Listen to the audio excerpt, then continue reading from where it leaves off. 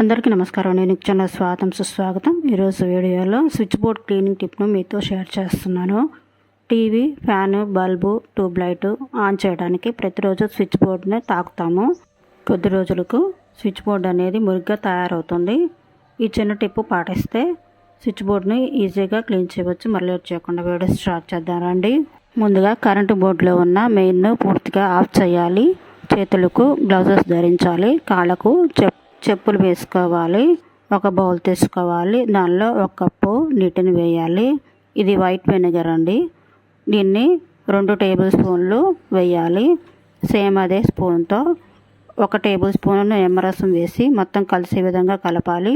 పొడిగా ఉన్న కాటన్ క్లాత్ని తీసుకొని ఈ వాటర్లో ముంచి ఎంత వీలైతే అంత గట్టిగా పిండాలి. మురిగ్గా ఉన్న బోర్డును ఈ కాటన్ క్లాత్ సహాయంతో కొద్దిగా ప్రెషర్ అప్లై చేస్తూ మొత్తం నీట్గా రుద్దుతూ క్లీన్ చేయాలి. తుడిచిన వెంటనే మెయిన్ ఆన్ చేయవద్దు. షాక్ కొట్టే ప్రమాదం కలదు. తుడిచిన తర్వాత అరగంట ఆగి తడి ఆరిందో లేదో ఒకసారి చెక్ చేసుకొని మెయిన్ను ఆన్ చేయాలి. తుడిచిన తర్వాత పొడి క్లాత్ సహాయంతో స్విచ్ బోర్డును తొడవాలి.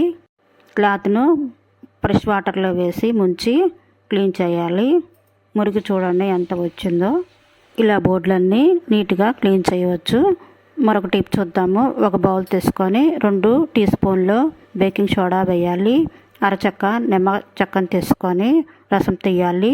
1 స్పూన్ సహాయంతో కలిసే విధంగా కలపాలి.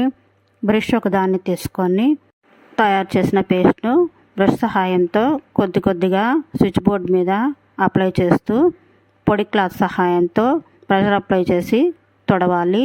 ఇలా నీట్గా తుడిచాక పొడి క్లాత్తో తొడవాలి. అరగంట తర్వాత మెయిన్ ఆన్ చేయాలి. Thank you for watching everyone.